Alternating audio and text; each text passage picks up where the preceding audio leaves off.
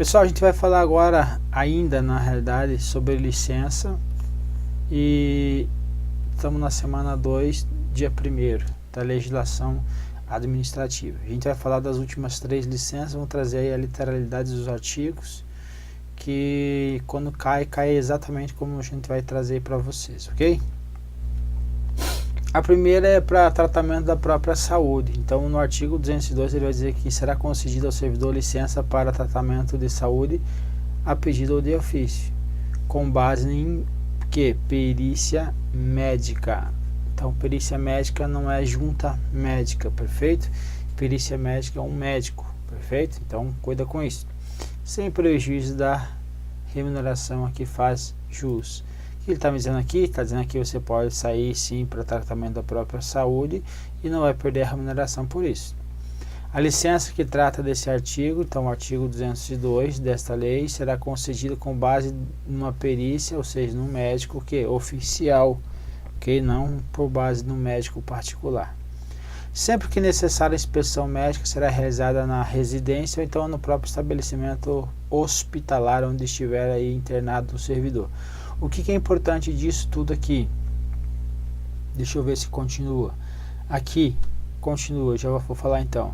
Não existindo então médico no local onde se encontra então em exercício de caráter permanente, então médico no órgão ou na entidade, será aceito então atestado por médico particular. Então a regra médico oficial se não tem particular. O atestado somente produzirá efeitos depois de recepcionado pela unidade de gestão de pessoas, de recursos humanos aí do órgão da entidade. A licença que exceder o prazo de 120 dias no período de 12 meses a contar do primeiro dia do afastamento será concedida mediante avaliação por agora o que? Junta oficial. Então, mais de um médico, ou seja, uma junta, ok? Então, passou de 120 dias, no período de 12 meses, é obrigatório ter o que? Uma junta médica oficial, perfeito? Aqui tem uma outra situação, em caso de situação que abranger o campo da atuação da odontologia, então aí a perícia será feita por cirurgiões dentistas, perfeito? A licença para tratamento de saúde inferior a 15 dias poderá ser dispensada de perícia oficial. Então pode ser um médico qualquer, um médico particular, então abaixo de inferior a 15 dias. O atestado e o laudo da junta médica não se referirão ao nome ou à natureza da doença. O que ele está dizendo aqui? No seu laudo ou então no seu atestado não vai trazer a doença, vai ter lá, trazer lá o tal do CID, ok?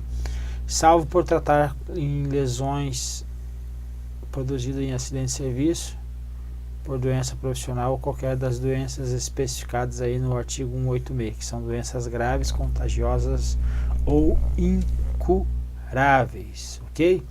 O servidor que apresentar indícios de lesões orgânicas ou funcionais será submetido a inspeção médica, ok? Para comprovar que tem o que? Lesões orgânicas ou funcionais, lesões relacionadas aí com as atividades. O servidor será submetido aos exames médicos periódicos. Isso aqui, poucos órgãos têm exames periódicos, apesar de estar escrito na lei 8666, bom, 8.112, alguns têm. Por exemplo, quem tem? O Ministério da Defesa possui. Outros, difícil ter esses exames periódicos exigidos pelos servidores. Aqui acabou. O que nós temos aqui de importante ainda? Aqui, vamos voltar tudo e vou colocar o que? Tratamento da própria saúde, então será concedida até quanto tempo aqui, ó? Onde está o 120? Aqui. A licença que exceder o prazo de 120 vai passar por uma junta oficial, ok? Aqui agora, então passou por uma junta, agora veio o servidor, ele ao término, vamos supor, passou 120, aí veio mais, aí vamos supor aqui, mais quanto tempo? 300, agora vamos supor aqui 365, dá um ano, certo? Então passou aqui 365 mais 365, que é igual a 24 meses. Passou esse período aqui de 24 meses e o servidor ainda não estiver em condições de reassumir o cargo, qual vai ser a situação agora? Então, se ele não tiver condições de reassumir o cargo, ele vai ser duas hipóteses: ou readaptado ou aposentado por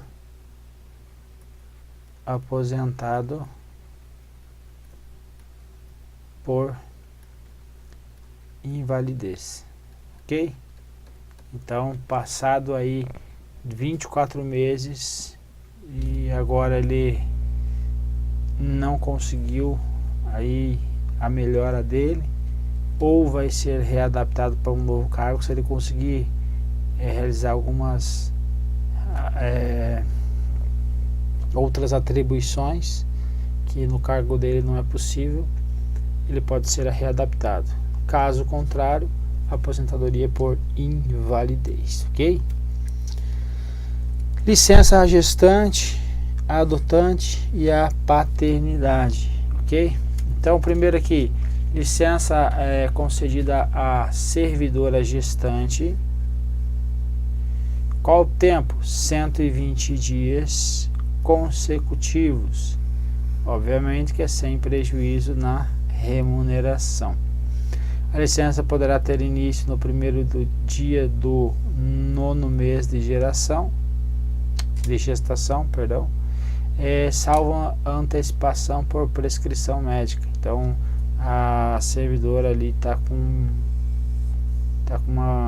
algum risco aí, então ela pode trazer, então o médico pode trazer essa prescrição para antecipar o início da licença à gestante. Então, a gestante tem o que? 120 meses, que dão quanto tempo? 4 meses consecutivos, ok? Então, continuando, no caso do nascimento prematuro, a licença terá início a partir do parto, ok? Caso de natimorto, nasceu morto, vai que 30 dias do evento aí, então aí depois será submetido a um novo exame médico e, se for julgada apta, reassumirá o cargo, certo? Vai reassumir aí o exercício do seu cargo. Então, nasceu morto, tem 30 dias, pode ser estendido a depender aí do exame médico. No caso de aborto, mesma coisa, 30 dias, atestado médico oficial, e o repouso será obviamente remunerado. O que acontece? Esses 120 dias, a Lei 11.770 trouxe a ampliação, uma autorização para a administração pública, ampliou para todas as esferas da federação, ou seja, União, Estado, Distrito Federal e Município, a instituir programa aí que garanta a prorrogação de licença maternidade para suas servidoras por mais 60 dias. Então são quanto tempo? 180 dias, que são 120 da Lei 86, aqui Lei 8666, Lei 8.112, estou com a Lei 8666 na cabeça. A 120 dias mais 60. Então, essa aqui da 8.112, essa da 11.770, ok? Total, então, de 6 meses. Mais as férias da servidora, ela pode ficar aí 7 meses em casa, perfeito? Então tá. Então foi regulamentado, então isso aí foi regulamentado pelo decreto 6690, prorrogação que garante a servidora pública, nesse caso a federal, né, que requer até o final do primeiro mês após o parto. Então, até o final do primeiro mês após o parto, e terá duração de 60 dias. E considera-se como efetivo exercício para a contagem de tempo de serviço. Aqui esse artigo 209 ele meio que perdeu o sentido agora com essa entrada em vigor dessa lei, que diz aqui: para amamentar o filho até a idade de 6 meses, a servidora terá direito durante a jornada de trabalho 1 hora de descanso e poderá ser parcelado em 2 períodos de meia hora. Como aqui até 6 meses de idade, que a ideia era que da 8.112, tinha quanto tempo? 120 dias, que era que 4 meses. Mas agora com a entrada em vigor dessa outra possibilidade da 11.770 aqui, que é esses 60 dias, ele vai ter ainda 6 meses e a servidora vai estar em casa. Então essa lei, esse artigo 209 só serve para cair em prova, perfeito, que não está revogado, mas na prática ele perdeu o sentido. Agora, a servidora que adotar ou obtiver guarda judicial de criança até 1 ano de idade, serão concedidos 90 dias de licença remunerada, ok? Veja que tem o que? A distinção. Então, filho próprio tem o que? 6 meses em casa. Filho adotivo tem quanto tempo? Apenas 90 dias. Se for o que? Maior de 1 ano de idade, esse prazo vai cair para quanto? Apenas 30 dias. Certo? E o decreto 6690 prorrogou pela metade os respectivos prazos. Então ele trouxe mais 15, que dá o total de 45 dias, e esse aqui mais 45, que dá o total de 135 dias em casa, ok? Mas, contudo, entretanto, todavia, o STF ele trouxe numa decisão proferida aí nessa sistemática de repercussão geral, considerou inconstitucional essa diferença, ok? Estabelecida pela legislação entre a licença à gestante e a licença à adotante. Porque está trazendo distinção, porque ele diz que não ser admissível a fixação de prazos de licenças variáveis conforme a idade de criança e também conforme aí se é ou não adotado, ok? Então ele traz lá que na sua repercussão geral ele fixou a seguinte tese.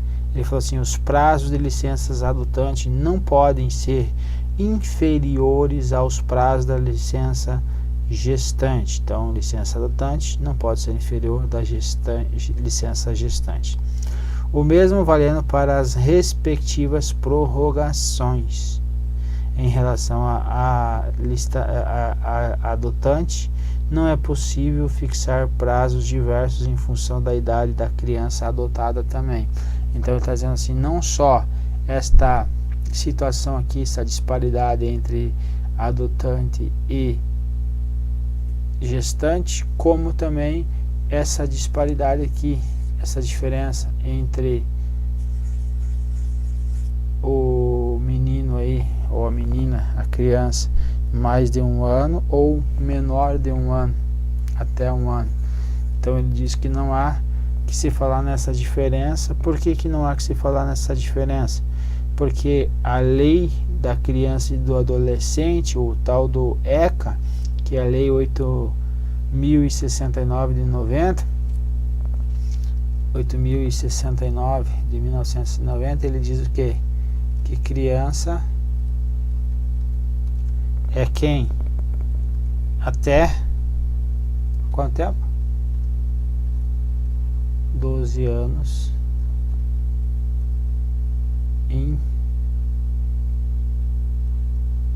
completos.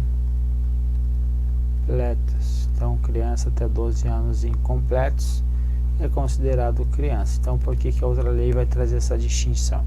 Então, ele diz que até 12 anos incompletos eu poderia gozar o prazo aí desse da licença à gestante, ok? Mas ainda continua valendo, certo? Continua valendo aí o que está previsto na lei, ok? Então, se a pessoa aí, se a servidora quiser entrar na justiça, então ela já tem aí ela já tem um precedente, vamos dizer assim, um precedente do STF, perfeito? Desse tratamento discriminatório. Então vai ficar mais fácil. Mas ela não vai ter corrigido a lesão ao seu direito dificilmente sem ela recorrer ao judiciário. Então, não recorrer ao judiciário vai valer essas regrinhas aí, ok? Agora, o licença paternidade. Então, adoção de filhos, o servidor terá direito aí à licença paternidade de 5 meses. Opa! É 5 meses ou não? Não, 5 dias. Então, tá ótimo. Por que você vai ficar em casa incomodando a mulher aí? Então, você vai ficar só 5 dias. Aí veio a lei 11.770, regulamentada pelo decreto 6690, que prorroga esses 15 por 5 por mais 15. Então tem um total de quanto tempo agora? De 20 dias. Detalhe, se esse 5 dias caiu na sexta, cai numa sexta, aí você vai ficar, como é corrido, sábado, domingo, já comeu 2 dias aí dos 3 possíveis. Então você tem que fazer com que o seu filho nasça aí quando? Na segunda, ou no melhor ainda, domingo. Você faz domingo à noite, tem o parto domingo à noite, aí tem 5 dias consecutivos, vai ter lá segunda, terça, quarta, quinta e sexta-feira, ok? Então terá direito à licença paternidade de 5 dias consecutivos. Licença por acidente de serviço. Agora com remuneração ainda integral. Então o servidor foi acidentado em serviço, então ele vai ter direito a essa licença aí, ok? Lembrando que vai ter aquela regra dos 24 meses, não se recuperou desse acidente aí, então você vai estar amparado pela legislação para ser readaptado ou aposentado por invalidez.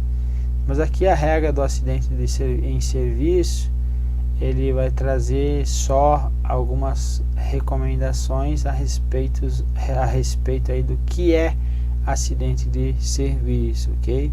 Então é um dano físico ou mental sofrido pelo servidor que se relacione imediata ou imediatamente às suas atribuições, ou seja, direto ou indiretamente aí as atribuições do cargo exercido, ok?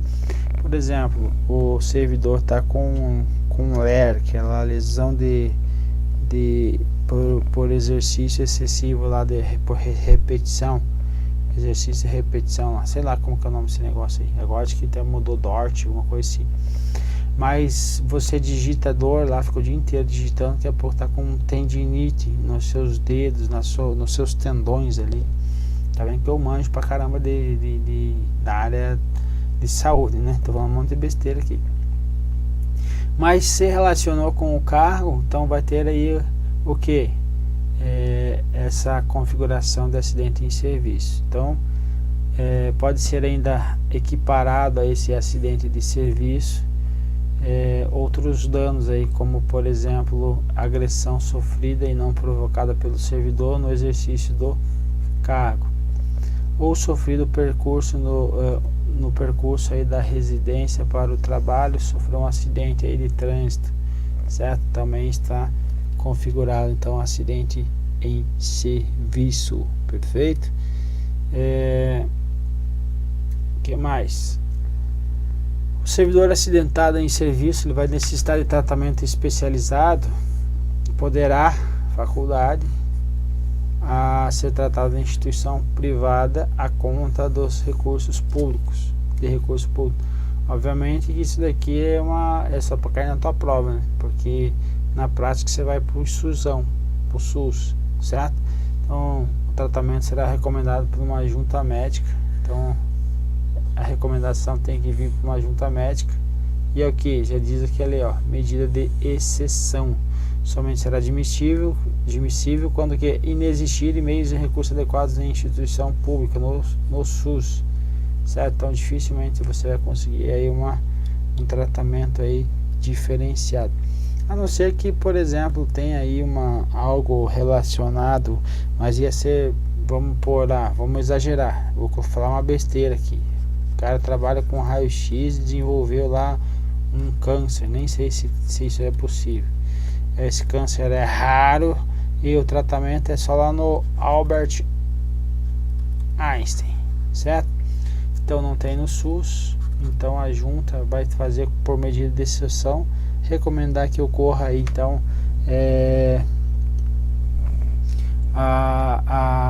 o tratamento aí pelo famoso hospital aí, ok? A prova de acidente será no prazo de 10 dias, então a prova que o acidente é de serviço, então tem que ocorrer 10 dias, até 10 dias, prorrogável quando a circunstância o exigir, ou seja, o servidor ele sofreu esse acidente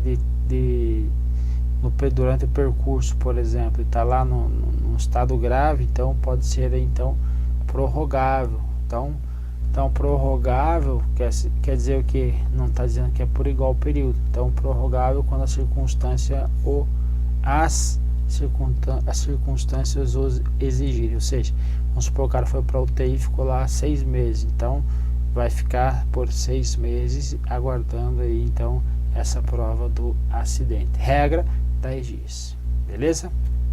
É isso que nós tínhamos por agora. Um abraço, até a próxima.